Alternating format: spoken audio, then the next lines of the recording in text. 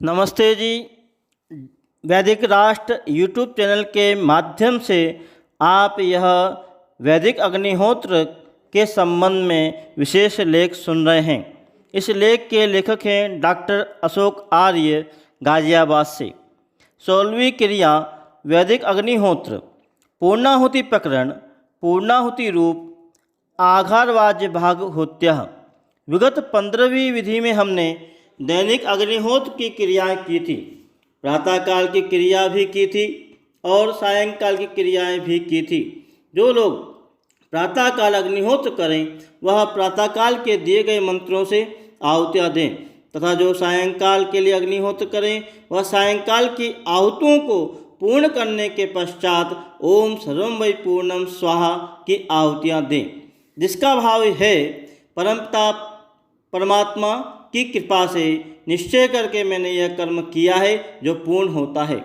भगवान से प्रार्थना है कि वह मेरी श्रद्धा को यज्ञ के प्रति बनाए रखे। इसके पश्चात ओम शांति शांति शांति कहते हुए शांति पाठ के साथ दैनिक अग्निहोत्र को समाप्त करें। इसका भाव यह है कि प्रभु हमें सब प्रकार से शांति दीजिए। प्रथम आध्यात्मिक शांति, अर्थात जो दुख विद्या से दूर होते उन्हें दूर कर दीजिए, अर्थात हम इतनी विद्या प्राप्त करें कि कोई दुख हमारे पास ना आ पावे। हमें आधिदैविक शांति भी दीजिए, अर्थात जल आदि द्वारा हमारी इंद्रियों की जो चंचलता है, जो दुख हमें घेर लेते हैं, वह भी हमसे दूर करते जाएं। इसके अतिरिक्त आदि भौतिक दुख जो प्राणियों से आते हैं, हम उन दुखों से भी बचे रहें। इसके साथ ही हमने दैनिक यज्ञ को पूर्ण किया था। आघारवाज्य भागाहत्या। अब जो पूर्णाहुति प्रकरण आरंभ करने जा रहे हैं यह बृहद यज्ञ के रूप में भी माना जाता है।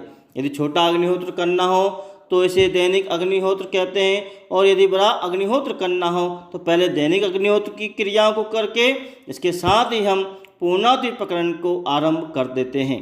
यह वैदिक अग्निहोत्र की 16वीं क्रिया के अंतर्गत आता है।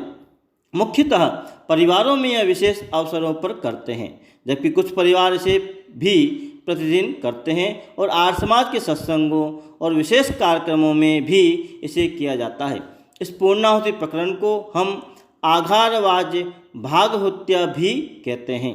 जैसे विगत में बताया गया कि आघार का भाव होता है पिघलाने को, और आज्या कहते हैं घी को, अतः यहाँ इस क्रिया का आरंभ घी पिघलाने के लिए ही किया जाता है, क्योंकि दैनिक अग्निहोत्र करते हुए सामग्री डाली हुई थी, इसमें समिधाएं सामग्री से दब गई और धुआं आरंभ होने की संभावना बन गई थी। इसलिए अब अग्नि को एक बार फिर से प्रचन्न करने की आवश्यकता अनुभव हो रही है।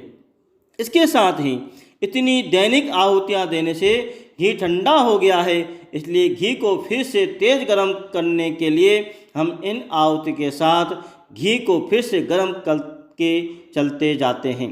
इस प्रकरण के अंतर्गत सामग्री की आहुतियों को रोक दिया जाता है और केवल घी की ही आहुतियाँ दी जाती हैं।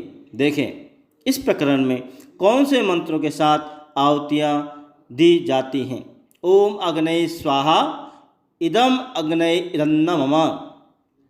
इस मंत्र के साथ यज्ञवेदी पर स्थित हवन कुंड के उत्तर भाग में प्रज्वलित अग्नि पर केवल घी की आहुतियाँ दी जाएं, और यह आहुति केवल मुख्य यजमान ही देवें।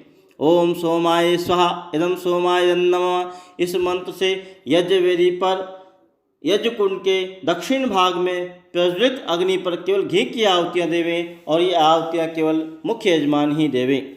ओम प्रजापते स्वाहा इदम प्रजापते नमः। इस मंत्र से केवल घी की आहुतियाँ यज्ञवेदी पर हवन कुंड के मध्य भाग में प्रज्वलित अग्नि पर आहुतियाँ देवें, और यह आहुति भी केवल मुख्य यजमान ही देगा।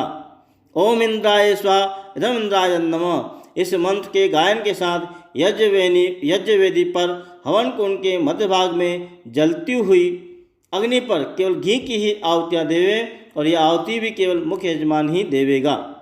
अब व्याहृत की आहुतियाँ आरंभ होती हैं। इसके अंतर्गत हमने अग्नि से तपाकर जो घी पूरी प्रकार से उष्ण और शुद्ध कर लिया, अब हजम इस घी को श्रुवा, अर्थात जिस कड़छी व चम्मच से हमारा यजमान घी की आहुतियाँ दे रहा है, उसी को घी भर करके प्रज्वलित संविधाओं पर व्याहृति की 4 आहुतियाँ इसके नियत किए गए मंत्रों के साथ देते हैं। यह मंत्र इस प्रकार है।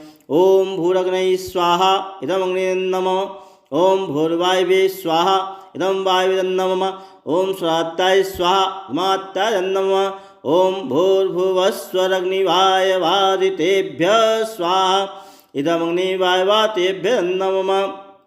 भू, अब इस शब्दार्थ को आप समझिए। भू, हे सर्वाधार, अग्नये, अग्नि के लिए, भुवः, दुखनाशक, वायवे, वायु के समान, व्यापक के लिए, स्वः, सुख स्वरूप, आदित्याय, प्रकाश स्वरूप के लिए, अर्थात इन 4 मंत्रों में जो गुण बताए गए हैं, जिनके अर्थ शब्दार्थ के अंतर्गत हमें अभी किए हैं, इन सब गुणों के स्वामी प्रभु के लिए अथवा उस प्रभु की प्रीति का भाजन बनने के लिए स्वाहा में सच्चे हृदय से यह आहुतियाँ देता हूँ। हे प्रभु, मेरी इस आहुतियों को, मेरी इस तुच्छ भेंट को स्वीकार करो। यदि विस्तार से यह सब अर्थ देखने हो तो प्रथम प्रकरण अथवा प्रथम क्रिया में देखें। भावार्थ अथवा व्याख्यान। हे सर्वाधार, यहाँ परमपिता परमात्मा को उसके गुण से संबोधित किया गया है। यह गुण है सर्वाधार। परमपिता परमात्मा इस पूरे ब्रह्मांड का आधार है।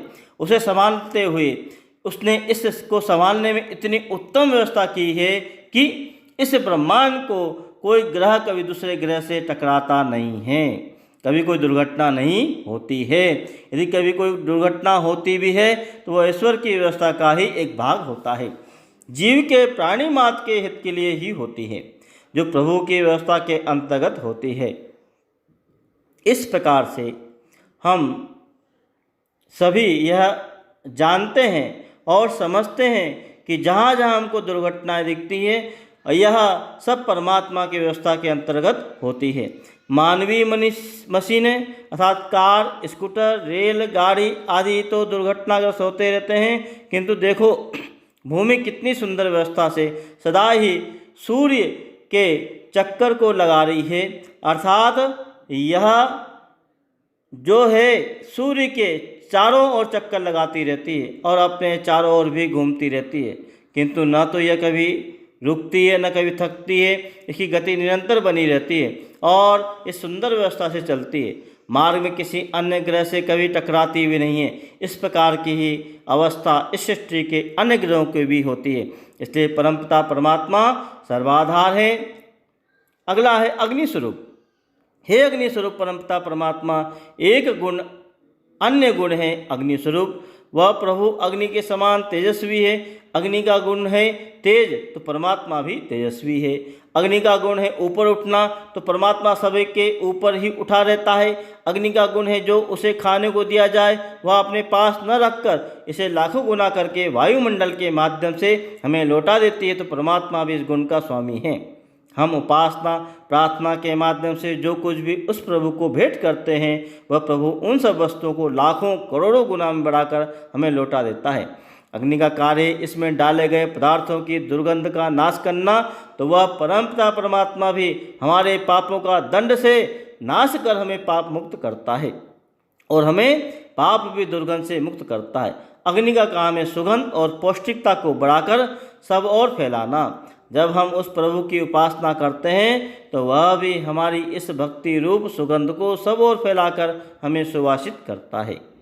दुखनाशक, वह परमात्मा, वह प्रभु सब दुखों के नाश का प्रभु है। परमपिता परमात्मा दुखों का नाश करने वाला होने से दुखों का नाश भी है, दुखनाशक भी है। वह हमारे दुखों को दूर करने में हमारा सहयोगी होता है।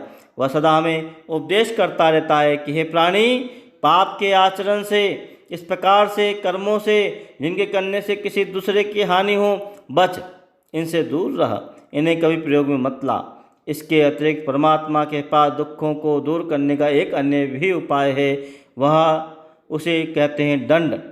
हमने बहुत से पाप के कर्म किए, बहुत से अच्छे कर्म भी किए। जब प्रभु बुरे कर्मों का दंड देता है तो शेष अच्छे कर्म रह जाते हैं, जिनसे हमें कभी कोई कष्ट नहीं मिलता, फिर सुख ही मिलता है।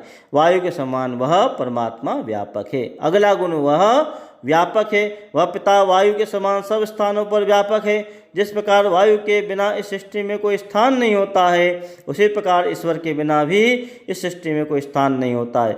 वायु रुक जावे तो विनाश हो जाता है। इस प्रकार ही यदि प्रभु इस सृष्टि से अलग हो जावे तो सृष्टि का अस्तित्व नहीं रहता है। अगला गुण है सुखदाता। परमपिता परमेश्वर हमें सब प्रकार के सुखों का देने वाला है। जब हम प्रतिदिन अग्निहोत्र द्वारा उसकी बनाई हुई आत्माओं का हित करते रहते हैं तो कोई कारण नहीं कि वह हमसे प्रसन्न न हो। जब वह हमसे प्रसन्न है तो वह हमें केवल सुख ही देगा और क्या देगा। अगला गुण है परमात्मा का प्रकाश स्वरूप। परमपिता परमात्मा केवल प्रकाश देने वाला ही नहीं अपितु प्रकाश स्वरूप है। इस जगत में जितने प्रकाश के साधन हैं उन सबको वो प्रकाश देने वाला परमपिता परमात्मा ही है। सूर्य, चांद, सितारे आदि इसके ही प्रकाश से प्रकाशित होते हैं। हम भी ज्ञान से जो प्रकाशित होते हैं वह ज्ञान का प्रकाश भी वेद के रूप में परमपिता परमात्मा ने हमें दिया है। छोटे प्रभु, इस प्रकार अग्निहोत्र करते हुए हम भी छोटे से प्रभु बनने का प्रयास करते हैं।